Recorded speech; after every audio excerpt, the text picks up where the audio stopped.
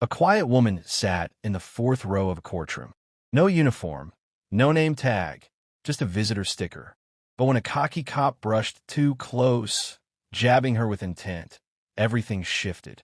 Because this wasn't just any woman. This was Master Sergeant Norah Ellis. And someone just declared war in the wrong courthouse.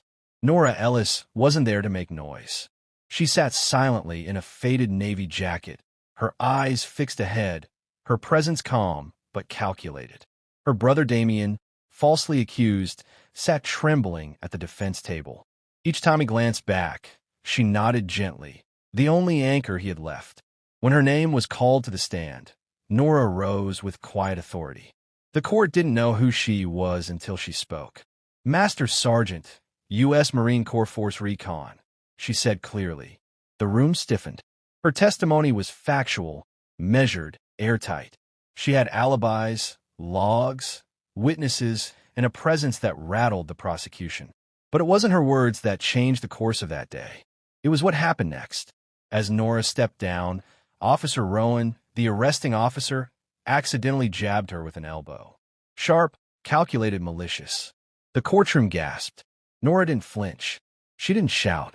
She simply asked the judge calmly and clearly for the officer's removal. And when granted, she looked Rowan dead in the eye as he passed.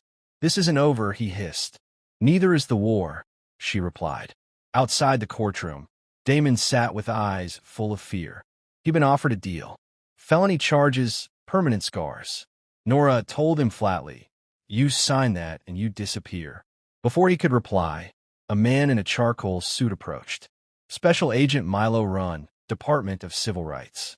He had heard. He had seen. He was ready. Turns out, Officer Rowan wasn't just a rogue. He was protected. Complaints buried, victims silenced, files scrubbed. But not today. Norah handed over a name. A victim, a witness. "Talk to Marcus Brand," she said. "He'll talk." When asked what she'd do next, Norah didn't hesitate.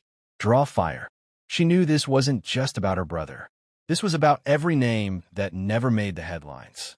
Every family that didn't have a soldier to fight back. The courtroom didn't shake because of one punch. It shook because the system met resistance it couldn't bury.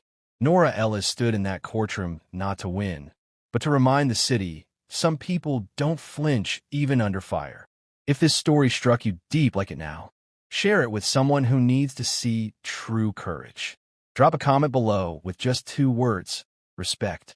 Remember, and don't forget to subscribe. We fight with stories that matter.